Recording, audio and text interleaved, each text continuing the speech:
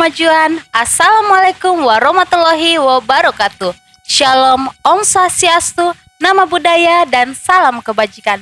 Perkenalkan, nama saya Marjulia Marten selaku podcaster pada kesempatan kali ini yang diselenggarakan oleh Badan Eksekutif Mahasiswa Fakultas Hukum Universitas Hasanuddin.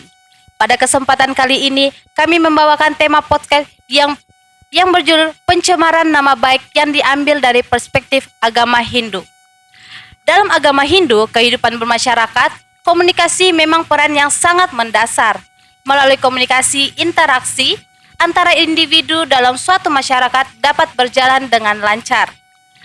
Dari penjelasan Sloka, berbicara atau berkata-kata sangat penting dalam kehidupan bermasyarakat. Oleh karena itu, di dalam berbicara harus mengenal etika berbicara.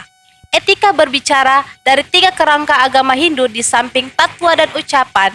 Etika atau susila dalam 3 kerangka agama Hindu menjadi hubung antara tatwa dan perbuatan sehari-hari atau ucapan. Arti tatwa atau janana adalah sumber dari etika yang menjadi dasar perbuatan seseorang dalam kehidupan sehari-hari. Dan pada kesempatan kali ini, saya ditemani oleh Kak Radika, merupakan anggota Bidang Kajian Agama Hindu Pimpinan Cabang KMHDI Kota Makassar. Apa kabar Kak Radika? Baik. Oke, Kak Radika, pada kesempatan kali ini, kami membawakan tema yang berjudul pencemaran nama baik yang kita ambil dari perspektif agama Hindu. Nah, pada kesempatan kali ini, ada beberapa kasus yang terjadi melalui tema pencemaran nama baik. Salah satu yang kami ambil yaitu seorang musisi Indonesia yaitu Ahmad Dhani yang terjerat pasal 27 ayat 3 Junto dan pasal 45 ayat 3 Undang-Undang ITE dengan dugaan pencemaran nama baik, di mana terdakwa membuat konten video yang berisikan kata idiot yang dianggap melecehkan nama baik peserta demo di luar hotel tempat terdakwa menginap. Nah, bagaimana menurut Kak Radika tentang kasus tersebut dalam kasus yang berjudul pencemaran nama baik tersebut ditinjau dari pandangan Hindu tentang pencemaran nama baik? Oke, terima kasih. Seperti yang dijelaskan tadi, dalam agama Hindu itu terdiri dari 3 kerangka. Yang pertama, tatwa ataupun filsafat. Kemudian susila atau etika, di sana sudah termasuk cara kita berbicara atau menyampaikan suatu informasi. Kemudian upakara ataupun upacara dalam melakukan ritual. Nah, dalam salah satu kitab Niti Sastra dikatakan bahwa melalui perkataan kita akan mendapatkan kebahagiaan. Melalui perkataan pula kita dapat menjemput ajal. Melalui perkataan pula kita akan mendapatkan kesusahan. Namun dengan perkataan pula kita akan mendapatkan sahabat. Selain itu, dalam kehidupan sehari-hari dalam agama Hindu dikenal adanya Trikaya Parisuddha. Nah, 3 cara berkehidupan ataupun bermasyarakat ini terdiri dari manacika, yaitu dimulai dengan berpikir yang baik. Kemudian wacika, yaitu berkata yang baik, di mana kasus pencemaran nama baik ini sudah melenceng dari wacika, yaitu berkata yang baik. Kemudian yang terakhir kaika, yaitu berkata yang baik. Selain itu, dalam agama Hindu, dalam kitab Manawa Dharma Sastra dikatakan bahwa ada beberapa kata yang tidak pantas untuk diucapkan. Di antaranya berkata kasar, kemudian fitnah, menghardik, dan berbicara bohong. Nah, dalam kasus pencemaran nama baik ini sudah termasuk ke dalam berbicara bohong dan juga memfitnah. Dalam agama Hindu sendiri, kita mengenal beberapa ajaran, diantaranya yaitu ahimsa dan juga tatwam asi. Ahimsa ini berarti tidak membunuh ataupun menyakiti. Nah, ini sudah berlawanan sekali dengan pencemaran nama baik, di mana korban merasa tersakiti. Kemudian tatwam asi ini berarti kita semua adalah sama, di mana aku adalah kamu dan kamu adalah aku. Di mana saat kita menyakiti saudara kita, ini sama saja dengan kita menyakiti diri kita sendiri. Nah, dari yang kita ucapkan tadi, nah dari perspektif Hindu, penghukuman apa yang akan didapatkan oleh orang yang melakukan pencemaran nama baik tersebut? Menurut hukum agama Hindu, Dalam agama Hindu itu tidak terdapat hukum yang pasti. Dalam agama Hindu kita mengenal adanya karma pala. Karma pala ini berarti hasil dari perbuatan yang kita lakukan.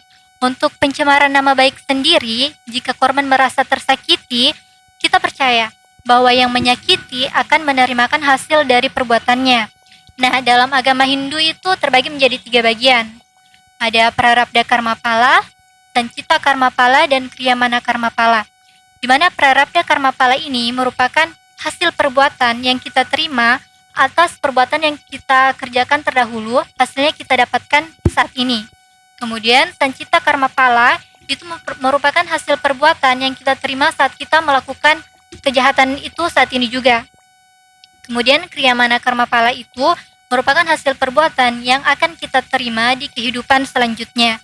Nah, untuk kasus pencemaran nama baik ini, kembali lagi ke karma pala, apakah kita akan menerima hasilnya saat ini juga ataupun di kehidupan yang akan datang.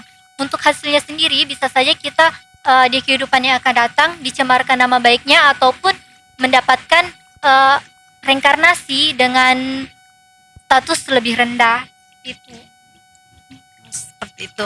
Terus Kak, bagaimana cara menghadapi apabila terjadi misalnya kita menghadapi atau kita terkena nama baik kita itu dicemar oleh orang, misalnya kayak kayak kita punya nama, maksudnya kita tidak melakukan, tapi nama kita yang diburuk-burukkan oleh orang. Bagaimana tanggapan kita? Bagaimana solusi kita untuk masalah tersebut?